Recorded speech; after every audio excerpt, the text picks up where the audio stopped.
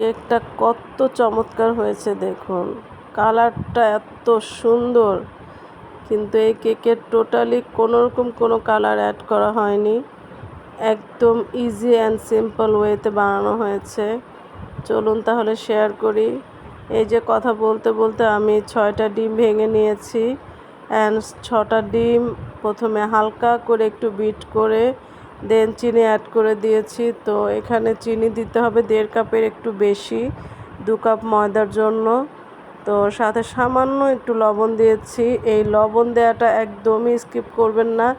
এই যে 1 চিমটি লবণ দেওয়া হয়, এতে কেকের স্বাদ অনেক গুণ বেড়ে যায়। তো আমি যেহেতু 2 কাপ ময়দা দেবো, এই জন্য আমি একটু কম কম করে 2 টিস্পুন বেকিং পাউডার দিয়েছি। আর বেকিং পাউডারটা ফস্টার ক্লার্কের বেকিং পাউডারটার কোয়ালিটিটা একটু ভালো, তো কেকটা ভালো হয়।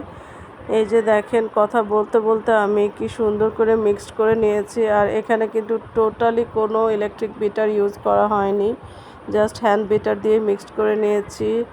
আর আসলে এটা করা হয়েছে কারণ যেহেতু আমি পাউন্ড কেক বানাবো, তো এরকম প্লেন কেক বা পাউন্ড কেক বানানোর জন্য আসলে কোনোরকম কোনো কুসুম হোয়াইট অংশ এগুলো আলাদা করার প্রয়োজন নেই। জাস্ট সব ইনগ্রেডিয়েন্টগুলো ভালো করে মিক্সড করে নিতে হয়, অথবা ক্লকওয়াইজ অ্যান্টি ক্লকওয়াইজেরও কিন্তু কোনো ব্যাপার নেই, যেহেতু আমি এখানে কোনো ফোম ক্রিয়েট করছি না। এই যে কথা বলতে বলতে আমি ওভেনে প্রিহিট করে রেখেছিলাম আগেই 10 মিনিটের জন্য 160 ডিগ্রি সেন্টিগ্রেডে। 10 মিনিট প্রিহিট হওয়ার পরে আমি এই যে কেকের মোল্ডগুলো দিয়ে দিয়েছিলাম, অ্যান্ড আমার কিন্তু 50 মিনিট হয়ে গিয়েছে। 50 মিনিট আমি রেখেছি, তো কেকগুলো খুব সুন্দর করে হয়ে গিয়েছে। আর এই যে কেকের যে কালার দেখছেন, এই কালারটা আরও গ্লসি হয়ে যাবে এই বাটারটা ব্রাশ করার পরে।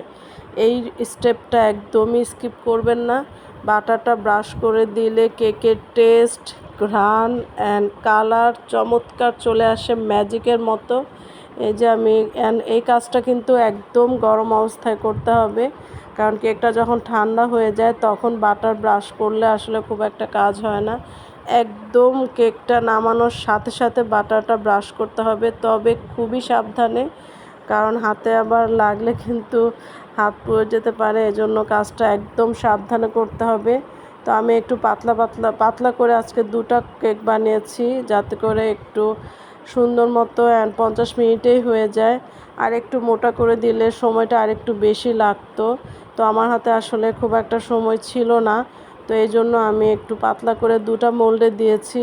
আর দেখেন কালারটা কি সুন্দর এসেছে, আর টেস্টটা তো বলারই অপেক্ষা রাখে না, এত মজা ছিল।